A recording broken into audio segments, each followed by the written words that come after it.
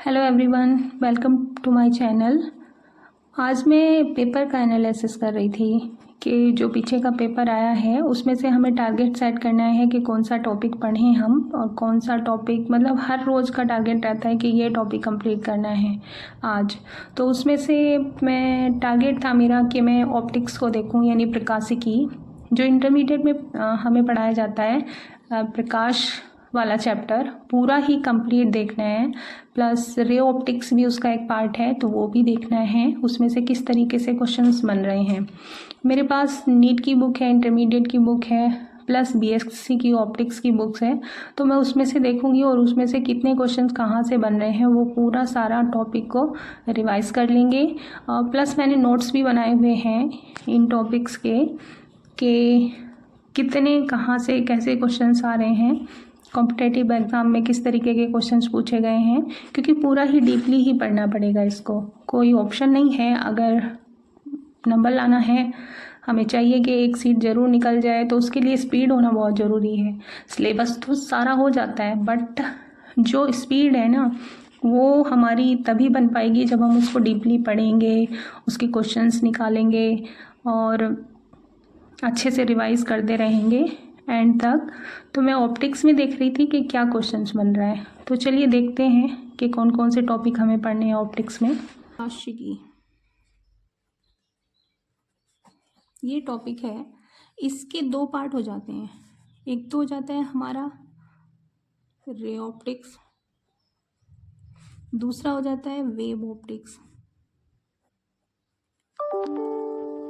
ठीक है, ये दो पार्ट हो जाते हैं हमारे। अब इन दो पार्ट में से जो वेव ऑप्टिक्स होता है तो उसमें क्या क्या होता है। एक तो होता है इंटरफेरेंस, यानी व्यतिकरण पढ़ना है चैप्टर हमें। एक होता है रिफ्रैक्शन और दूसरा होता है पोलराइजेशन, यानी इंटरफेरेंस और रिफ्रैक्शन। ठीक है, एक डॉपलर इफेक्ट हो जाता है इसमें ही, डॉपलर इफेक्ट और पोलराइजेशन।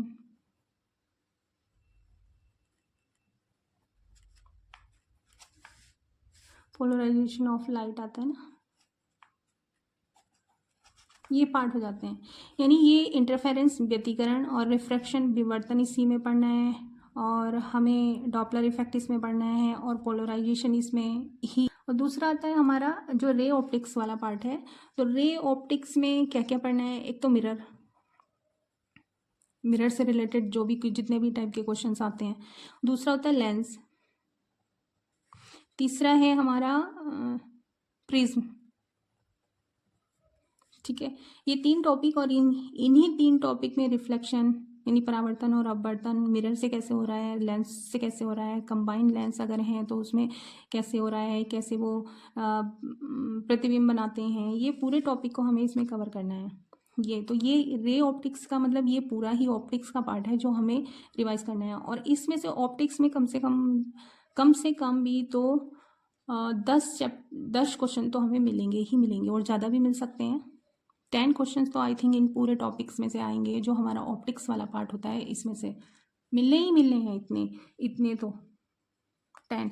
क्योंकि पीछे के क्वेश्चंस मैं देख लेती हूँ कि कितने, लास्ट ईयर का पेपर है मेरे पास, तो उसमें किस तरीके के और कितने क्वेश्चंस आए हैं पीजीटी फिजिक्स में। जैसे ये लास्ट ईयर का पेपर है मेरे पास, तो इसमें से कैसे क्वेश्चंस आए हैं देखते हैं कितने कितने। देखो, एक तो यही क्वेश्चन आया है, ये भी ऑप्टिक्स वाला पार्ट है कि आवृत्ति, ये विस्वंद में से दिया हुआ है। ठीक है, और ये है एक, ठीक है, एक ये है। ये 3 क्वेश्चन तो लगातार ही हैं, ऑप्टिक्स में से ही है ये।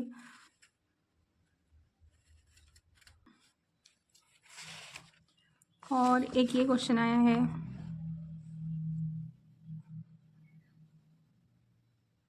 एक ये आया है, 1 2 5 तो ये हो गए, और एक ये 6 क्वेश्चन, 6 क्वेश्चंस तो यहीं पर ही।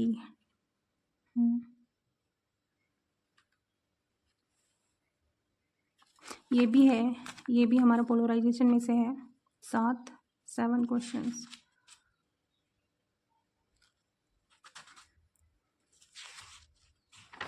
ठीक है, 7 क्वेश्चंस तो ये हैं, और भी स्टार्टिंग में होंगे। यानी आप मिनिमम मान करके चलोगे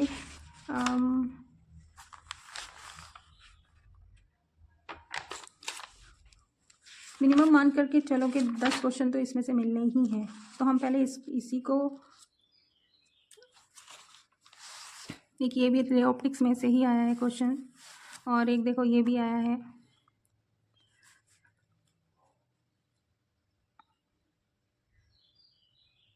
और एक ये है, 1 2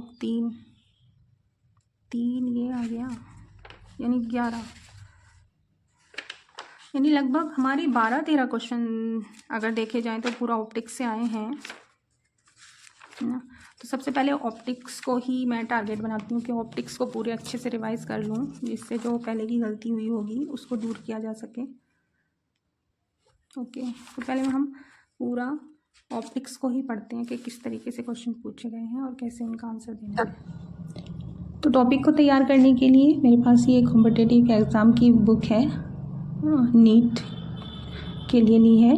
तो उसमें रे ऑप्टिक्स और वेव ऑप्टिक्स में कुछ इसमें से क्वेश्चंस देखूंगी, क्योंकि मैंने नोटिस किया है कि इसमें से भी क्वेश्चंस आते हैं जो कॉम्पिटिटिव एग्ज़ाम में पूछे जाते हैं, क्योंकि है तो वही इंटरमीडिएट का सिलेबस है प्लस बीएससी का है कुछ, तो वही थ्योरी तो वही है, कॉन्सेप्ट भी वही है।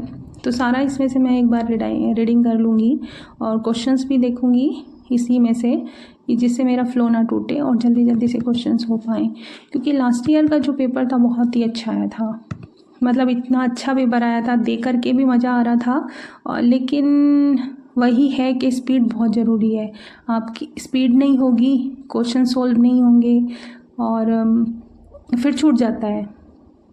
ये पीछे की मिस्टेक जो की हैं वो ना हो, तो सिर्फ़ और सिर्फ एक ही उसका सॉल्यूशन हो सकता है कि प्रैक्टिस, ओनली प्रैक्टिस, कि क्वेश्चंस निकालो, सिर्फ प्रैक्टिस सेट करो, क्वेश्चंस निकालो। थ्योरी तो हो, मतलब पूरा सिलेबस तो हो ही जाता है। रीडिंग किसी ने पढ़ा है तो सबका यही आता है कि ये भी पढ़ा था, ये भी पढ़ा हुआ था, घर आकर के सारे क्वेश्चंस हो जाते हैं। लेकिन हो एग्जामिनेशन हॉल में जो माइंड सेट होता है, कैसे क्वेश्चंस नहीं आते, कैसे आते हुए भी छूट जाते हैं, तो वो सब कुछ हमें ना हो हमारे साथ। तो उसके लिए सिर्फ एक साधन मात्र वो है कि बस प्रैक्टिस कीजिए, सिर्फ प्रैक्टिस, और उसी से मैं ये सारे टॉपिक्स इसमें से कवर करूँगी। इसे पढ़ूँगी पूरा ही सारा। पीछे के क्वेश्चंस ज़रूर देखने हैं और इसमें से पढ़ना है।